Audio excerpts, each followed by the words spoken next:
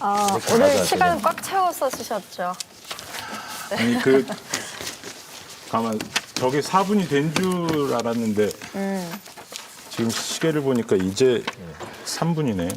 그럼 또 네. 뒤에 좀 남겠네. 저희 후배들이 선배 그거밖에 안 나와요 이럴 것 같은데. 또 외전에서 이어가야죠. 제가 네. 오늘 할 얘기가 제일 많이 생략됐어요. 많이 아쉬우신 네. 굉장히 표정인데. 취재를 열심히 했는데 그런 의미에서 그럼 외전에서는 장영 기자님 먼저 이어가 보도록 하겠습니다. 아까 공약집 전수조사하면서 있었던 이야기들 짚어주셨고 또 헛공약 같은 얘기들도 많이 해주셨는데 뭐 새롭게 발견한 사실들 더 있을까요? 그 공약집 아까 전수조사했다라고 해서 이제 그 내용을 좀 더 구체적으로 전해드리려는데요. 네. 이런 걸 발견했습니다. 18대 그 총선 후보들 같은 경우는 굉장히 허황된 공약을 아주 겁없이 이렇게 남발하는 경우들이 많았는데 19대, 20대는 그런 게 확 줄어들었어요. 이게 왜 그런가 봤더니 이 시민단체를 중심으로 하는 공약 검증 활동이 많아졌죠. 가장 주목하는 게 한국 매니페스토 운동본부가 이게 탄생된 게 2006년입니다. 2006년 이게 출범해가지고 2008년 대통령 선거 때는 굉장히 좀 이게 집중을 했고요. 2008년까지는. 그리고 18대 그 총선 당시에는 뭐 웹 소통 현황 정도 살펴보는 이 정도 활동밖에 못했어요. 근데 2012년 19대 총선 때는 이 앞전 18대 총선 후보자들의 공약을 얼마나 이행했는지 대대적으로 점검을 하기 시작했거든요. 여기 대해서 이제 후보자들이 함부로 공약을 했다가는 좀 더 안 되겠다 이런 분위기 때문에 19대, 20대는 굉장히 공약을 신중하거나 또 일부는 약간 표현을 두루뭉실하게 아까도 김수민 평론가 얘기했듯이 뭐 추진, 지원, 검토. 검토, 조기 착공 이런 내용들이 네. 굉장히 많은 모습을 볼 수가 있을 거예요. 그랬군요. 또 하나 재미있는 것도 네. 있었는데요. 이른바 대통령 마케팅이라고 하죠. 18대, 19대, 18대 같은 경우는 이제 그 이명박 대통령과 같이 찍은 사진들을 많이 내보는 경우가 있었고, 그리고 19대 같은 경우는 이제 박근혜 대통령과 뭐 사진 한 장이라도 찍은 걸 뭐 공약집에 크게 내는 경우들이 있었는데, 무소속이라든지 특히 지역에 이게 권영길 전 의원 그리고 노회찬 의원 그리고 강기갑 의원 같은 경우는 지역 유권자들하고 찍은 사진들을 굉장히 좀 많이 노출시키는 경우들도 있었죠. 네. 그 뭐 꼭 어떤 특정 정당만 그런 것 같아요. 지난 지방선거 때는 이 민주당 다 대통령이랑 사진 찍고 했던 거고 그건 네. 어쨌든 대통령 지지율이 높고 한 상황에서는 뭐 당연히 그렇게 할 수밖에 그 뭐 인지상정인 것 같고 그거보다 홍준표, 김태호 어떻게 할지 뭐 이런 부분 좀 안 궁금하세요? 네. 저는 무소속 안 할 것 같은데. 여기선 털 수 있잖아. 저 좀 전에 김두관 양산 후보죠. 김두관 후보가 그 홍준표 후보 수고했다라고 글을 올린 내용 중에 이런 내용이 있습니다. 그 참 정치 현실을 뼈저리게 느꼈다고 하면서 그 미래통합당 내부의 그런 뭐 혼자 살겠다고 나선 모습들 그리고 차기 대선 경쟁 구도를 안 만들겠다고 뭐 싹을 잘라버린 이런 표현까지 있더라고요. 이런 김두관 의원이 그렇게 표현했고. 그래서 그 양산 전 대첩을 한번 네. 기대를 했었는데 이렇게 뭐 그 미래통합당에서 그런 이제 그거는 딱 전략이 보이네요. 김두관 의원의 전략이. 그렇죠. 홍준표 전 대표의 대선과. 지지층을 끌어안겠다라고 그러니까 하는 것이 있겠죠. 아니 그러게 뭐 워낙 뭐 신기 내렸다는 말도 있고 하는데 그런데 우리 남은 거는 김수민 김태호 평론가는- 후보 같은 경우는 지금 성산 남았잖아요. 말하고 싶어 했지. 아, 예. 네. 신기는 무슨 얘기예요? 가만히 있어요. 오늘 네, 말씀을 우리- 많이 못 하셔가지고. 네. 우리 김수민 평론가께서 네네. 워낙 이제 그런데 그런데 이건 뭔가요? 특히 이제 네. 잘 찝어내신다고 틀린 게 그래가지고. 많습니다. 틀린 게 많은데 맞힐 때마다 크게 떠들기 때문에. 아니, 그래 김용호 지금 공관위원장이 딴 데도 네. 공천 안 한다고 했잖아요. 지금 그렇죠. 더 아니면 뭐가 무소속으로 나오든가 말든가 이건데 네. 좀 어떻게 보세요? 김태호 전 지사는 무소속으로 나오지 않을까 싶어요. 그리고 그걸 본인이 대비를 하고 만약에 다른 수가 있다면 뭐 창원 성산 가겠습니다. 뭐 뒤늦게라도 손을 들었을 텐데 계속 거기서 버텼던 걸 보면 오히려 무소속으로 나가려면 고향 동네 그리고 농어촌을 많이 끼고 있는 지역이 좋거든요. 얘기해야 될 것 같은데. 예, 저는 포석은 두고 있었던 거라고 보여지고요. 홍준표 전 대표는 무소속 출마는 하지 않을 것 같아요. 예, 왜냐하면 양산을에서 출마하기에는 부담이 큽니다. 그래도 민주당이 조금 더 강세 지역인 곳이고 표를 분할했다가 민주당이 이기게 되면 역적이 되는 거거든요. 그렇다고 자기 고향인 대구나 아니면 밀양, 창녕 그쪽으로 가버리면은 이게 또 그 그러게. 윷놀이의 집까지- 백도처럼 돼버리니까. 예. 이사까지 했는데 정 기자는 둘 다 안 나올 거라고 네, 저는 접을 거다. 내기를. 일단 뭐 네. 김태호 이렇게 무소속으로 나간다는 거는 일단 무소속 나가서 당선을 해서 다시 당으로 돌아와서 명예 회복을 하겠다 뭐 이런 그 계산이 나와 이제 셈법이 나올 텐데 그럼에도 일단 아까 말씀하신 것처럼 홍준표는 계산이 안 나와요 양산에서. 네. 지금 또 다시 고향으로 가기는 조금 멋쩍고. 근데 김태우 후보도 아무리 이제 고향이라고 하지만 그 워낙 그 정치 기반에 대한 그 한국당, 그 지금 미래통합당에 대한 정치 기반에 깊이 이제 뿌리를 받고 있어가지고 탈당을 결심하기가 어렵지 않을까라는 게 제 생각인데, 뭐. 네. 그 아까 본인 결심에 달려있죠, 뭐. 경남 동일보 기자들끼리 단톡방에 뭐 좀 굉장히 결정적인 내용을 공유를 하는 것 같은데요. 어떤 게 궁금하십니까? 뭐 예컨대 뭐 홍준표 후보 낙장불입, 김태호 후보 뭐 설상가상 아닌가? 뭐 그런 내용들. 아닙니다. 진태양난 이런 얘기 표현들이 아니 있었던 것 같아요. 홍준표 전 대표는 아까 전에 제가 그 사이에 잊어버렸는데 페이스북에 또 글을 짧게 남겼어요. 한 문장짜리를. 네네. 정치가 뭐 이렇게 야박하냐 이런 투의 글을 야비하냐? 야비하다. 예, 예. 아니 그리고 야비하냐 하면 이제 그거에 이제 염증을 느끼고 이제 난 강호를 떠난다 이런 툰지 아니면은 이런 이 야비한 수에는 내가 굴하지 않고 뭘 하겠다라는 건지. 떨어진 사람들 얘기 많이 해주면 안 돼요. 그런가? 네.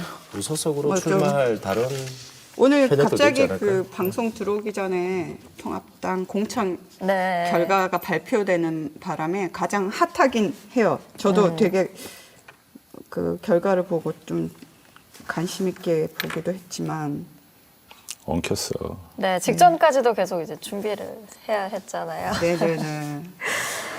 아, 그리고 또 제가 궁금한 게 있는데 아까 또 위성정당 얘기도 잠깐 나왔었지만 네. 아, 방송 준비하다 보면 당 이름이 참 헷갈리거든요. 근데 저만 그런 게 아닌 것 같더라고요. 네. 그동안의 당의 변천사를 좀 평론가님께서 한번 짚어주시면 어떨까 예, 싶거든요. 저만 해도 어디 라디오 방송에서 네. 새누리당이 자유한국당이 미래통합당이 이런 적이 있어요. 그렇죠. 삼당 콤보로. 우리 예. 방송 중에도 많이 네. 있을 그래서 거예요. 네. 사실은 다 한참 일반 국민 입장에서는 당 이름 바뀌고 하는 거는 다 외울 필요는 없다고 보여집니다. 근데 이제 중요한 건 당의 체제가 어떻게 형성되고 있느냐 이 흐름은 좀 볼 필요가 있는 게 이제 뭐 기본적으로 요거를 생각하시면 돼요. 그러니까 2016년 총선부터 이번 총선까지의 흐름을 봤을 때 민주당하고 그다음에 현재 미래통합당 다수파와 그다음에 정의당 이런 당은 고정축으로 그냥 있었어요. 나머지가 굉장히 요동을 쳤습니다. 이게 한국형 다당제 현황이라고 볼 수 있는데 보통 다른 나라는 다당제인 경우에 각자의 고유한 지지층들이 있어서 그들의 표를 얻어서 선거 끝나고 나서 연합해서 정권을 만들고 이러거든요. 근데 우리나라는 이쪽에서 뭐가 터지면 저쪽 당에서 또 뭐가 터져요. 이게 연결이 돼 있습니다. 아직까지 정립이 안 돼 있는 거거든요. 그래서 좀 말씀을 드리면 2016년 결과로는 이제 민주당, 현재 미래통합당인 자유한국당, 그때 새누리당이죠. 또 헷갈렸다. 새누리당이 있고, 그 다음에 3당으로 국민의당, 그 다음 정의당, 이렇게 원내의 정당은 4개가 있었습니다. 근데 이게 흔들리기 시작한 게 박근혜 전 대통령 파면 탄핵이에요. 그때 이제 탄핵 찬성파 일부가 새누리당을 탈당해서 바른정당을 만들었고요. 그러면서 대통령 후보 선거에는 5명의 주요 후보가 나옵니다. 근데 대통령 선거 끝나기도 전에 바른정당 쪽에서 힘들어진 거예요. 그러면서 다시 새누리당, 자유한국당으로 이름을 이미 바꾼 자유한국당으로 돌아가는 그런 상황이 펼쳐졌고요. 그리고 대선 끝나서도 그 흐름이 계속 이어집니다. 마치 낙동강에서 역행 침식이 일어나듯이 바른정당 의원들이 하나둘씩 계속 빠져나가는데 이때에 국민의당에서 바른정당하고 합치자. 우리가 중도에 있는 정당들 아니냐, 둘 다. 그래서 합쳐보자라고 시도를 하게 돼서 합체를 하는데 제가 그때 이제 정치 수학이라는 게 있다는 말씀을 드렸어요. 40 더하기 20은 30이 될 거다. 양쪽의 의석이 바른정당이 그때 20석이었고 국민의당 40석이었는데 막상 합쳤더니 어떻게 됐냐면 바른정당 추가로 새누리당, 자유한국당 들어가 버리고 그다음에 국민의당 쪽에서 우리 바른정당하고는 못하겠다라고 하는 의원들이 또 나와 버립니다. 그래서 국민의당, 바른정당이 합쳐서 바른미래당을 만들고 국민의당에서 갈라져 나온 특히 호남 지역 의원들이 민주평화당을 만들게 되죠. 그리고 민주평화당은 한때 정의당이랑 같이 공동으로 20석짜리의 교섭단체를 만들기도 했었고요. 근데 그러다가 또 민주평화당이 또 갈라져요. 민주평화당 내에서 이제 정동영 당시 대표가 이념적으로도 좀 진보적이었었고 그리고 다른 정치 세력이랑 손잡는 거 전에 자강 노선을 추구를 했었거든요. 근데 그에 반해서 유성엽 원내대표라든지 이쪽에서는 제3지대로 크게 합쳐야 된다. 그리고 너무 왼쪽으로 가면 안 된다. 이래가지고 또 민주평화당과 대한신당으로 분리가 되는 겁니다. 자판기. 아니 그런 걸 어떻게 다 외우고 있지? 근데 여기서 안 끝나요, 문제는. 아니 그런데 그 일반 시민들이 아까 정당 이름 다 기억할 필요가 없다고 하셨는데 네. 뭐 대체로 이렇게 표현하지 않나요? 파란 당, 빨간 당, 노란 당 이렇게 표현하는 게 더 쉽지 않나요? 네, 그렇습니다. 그나마 4년 동안 바뀌지 않은 것은 당의 색깔이었던 것 같아요. 네. 아, 바뀌었군요. 그 분홍색으로 파란 당이 바뀌었구나. 빨간 당으로 핑크로 바뀌었다가 바뀌었죠. 빨간 당이 네. 약간 분홍색 당으로 바뀌었죠. 네, 그래서 선거 때마다 이름 바꾸고 색깔 바꾸고 하는 게 이번 선거에서도 또 한 번 드러난 거죠.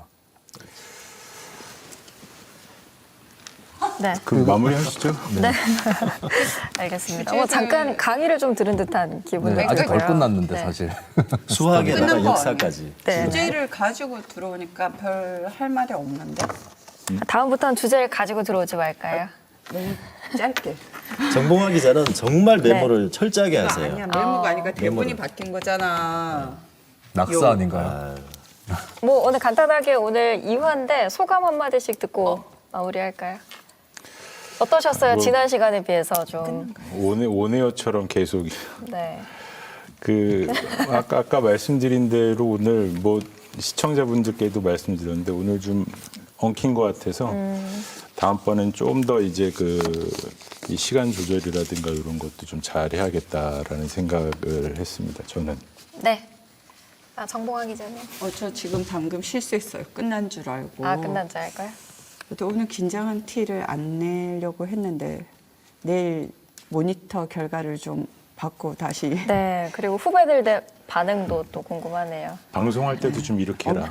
엄청 놀림을 많이 당했는데 제가 지금 약간 아직 방송 체질이 아니어가지고 유튜브 체질이신 것 같아요. 아닙니다. 네. 네. 장영 기자님 어떠셨어요? 제가 지난주 첫 방송할 때요. 소감 저만 얘기 안 했어요. 그래서 이제 꼭 드리고 싶었던 그렇더라고요. 말씀인데 MBC에서 이게 그 기자와 PD가 함께 만드는 프로그램입니다. 그리고 이제 생방송을 하는 유일한 시사 프로그램입니다. 첫 출범인데 뭐 시행착오도 있었고 그다음에 여러 가지 그 좀 엉키는 부분도 있었다고 하시는데 정말 그 새로운 시도라고 생각하고 봐주시면 되겠습니다. 그 맥락으로 보시면 또 재밌는 지점들이 많이 있을 것 같습니다.